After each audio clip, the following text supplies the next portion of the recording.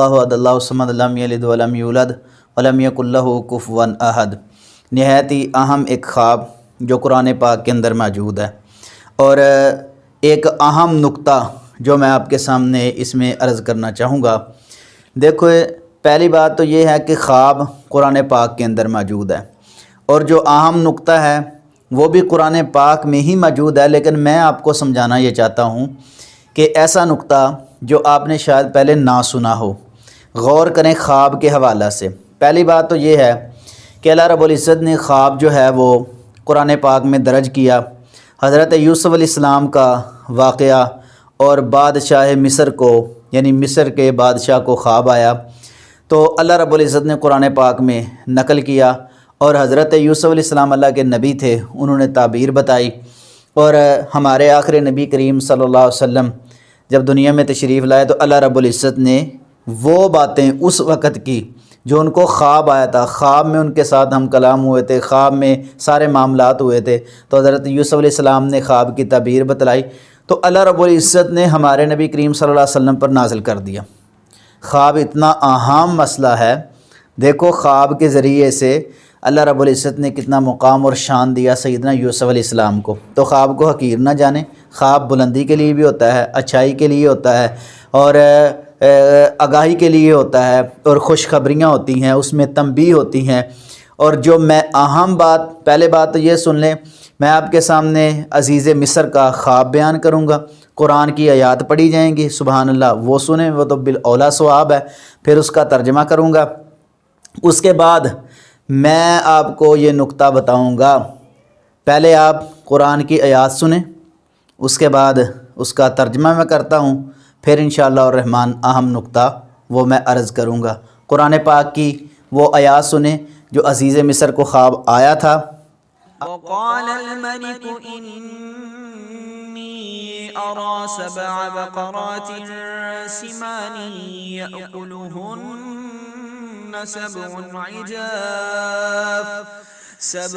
عجاف و7 سنبلات خضر وأخر يابسات يا أيها الملأ أفتوني في رؤياي إن كنتم للرؤيا تعبرون قالوا أضغاث أحلام وما نحن بتأويل الأحلام بعالمين وقال الذي نجا منهما وادكر بعد أمة أنا أنبئكم بتأويله فأرسلون۔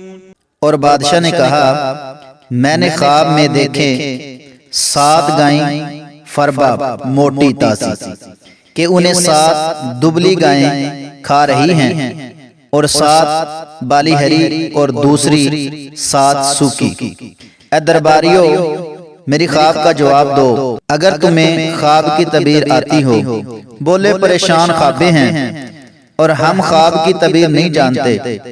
اور بولا وہ جو دونوں میں سے بچا تھا، یعنی یوسف علیہ السلام جو جیل میں تھے، اور ایک مدت بعد اسے یاد آیا، میں تمہیں اس کی تعبیر بتاؤں گا، مجھے بھیجو۔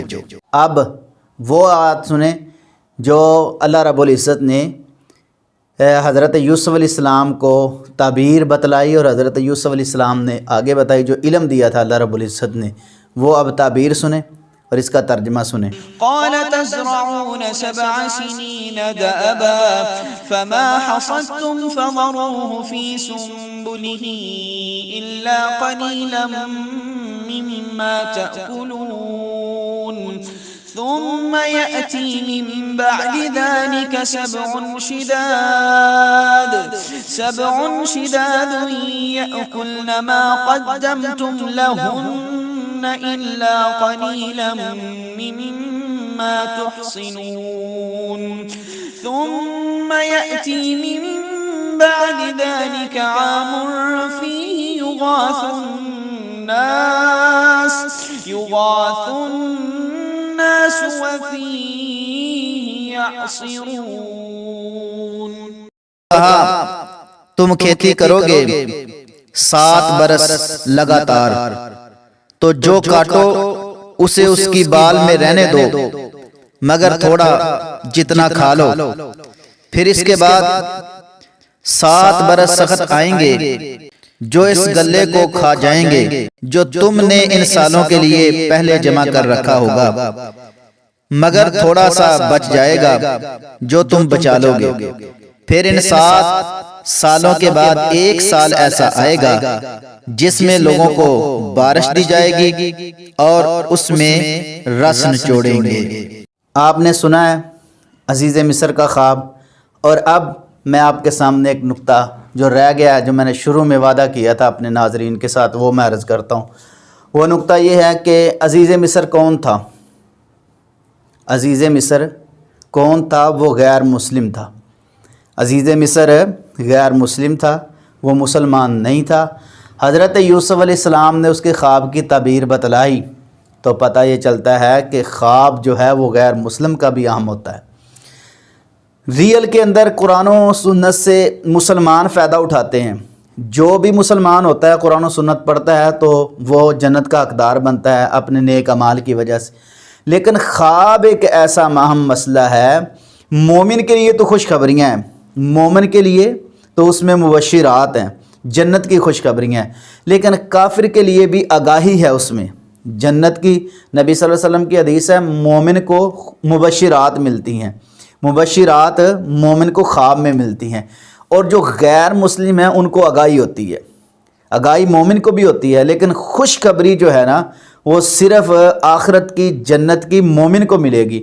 لیکن جو غیر مسلم ہے خواب اس کا بھی معتبر ہوگا، لیکن وہ دنیا کے لحاظ سے ہوگا، اس کو دنیا میں ہی آگاہی ملے گی۔ دلیل قرآن پاک کے اندر موجود ہے جو میں نے آپ کے سامنے عرض کی ہے۔ پتہ یہ چلتا ہے خواب اتنا اہم مسئلہ ہے کہ عزیز مصر کو خواب آیا تھا تو حضرت یوسف علیہ السلام نے تعبیر بتلائی تھی۔ اس میں دوسرا پوائنٹ یہ آ جاتا ہے کہ حضرت یوسف علیہ السلام کی اللہ رب العزت نے عزت اور شان اور مقام بھی ان میں زیادہ کرنا تھا، کیونکہ حکمرانی جو اللہ رب العزت نے عطا کرنی تھی، تو اس لیے ان کو خوابوں کا علم اللہ رب العزت نے دیا، کیونکہ عزیز مصر کو خواب آنا تھا، انہوں نے تعبیر بتلانی تھی، پھر انہوں نے وزیر خوراک بننا تھا، پھر وزیر جو عزیز مصر بننا تھا، پھر انہوں نے حکومت کرنی تھی۔ یہ اللہ رب العزت نے نظام بنایا، لیکن ہمارے تک جو قرآن و سنت کے ذرائع سے علم پہنچتا ہے، نبی کریم صلی اللہ علیہ وسلم کا بتائے ہوئے اعمال اور اللہ رب العزت کی نازل کردہ کتاب ہمارے لیے وہ رہنمائی ہے، حق کا پیغام ہے کہ ایک عام بندہ اور غیر مسلم بندہ بھی اگر خواب دیکھے تو اس کا خواب بھی بطور حجت ہو سکتا ہے اس لحاظ سے، دنیا کے لحاظ سے۔ ویسے تو جو زیادہ بندہ سچ بولتا ہے اس کا خواب زیادہ سچا ہوتا ہے، جو نیک ہوتا ہے اس کا خواب زیادہ سچا ہوتا ہے، جو بندہ نمازی ہوتا ہے اس کا خواب زیادہ سچا ہوتا ہے۔ لیکن ایک عام بندہ اور جاہل بندہ، اس میں بہت زیادہ فرق ہوتا ہے۔ اس کو دنیا کے لحاظ سے آگاہی ملتی ہے، مومن کو دنیا کے لحاظ سے بھی اور آخرت کے لحاظ سے بھی اللہ رب العزت خوشخبریاں سناتے ہیں۔ عام نقطہ یہ ہے کہ خواب کو ہلکا نہ جانے، خواب ہر ایک کا دلیل ہوتا ہے، وہ چاہے دنیا کے لحاظ سے ہو چاہے آخرت کے لحاظ سے ہو، لیکن بندے کی کنڈیشن دیکھ کر اور اس کا رہن سہن اور اس کی باتیں اور اس کا عمل دیکھ کر ہی تعبیر کا فیصلہ کیا جا سکتا ہے۔ واللہ اعلم بالصواب۔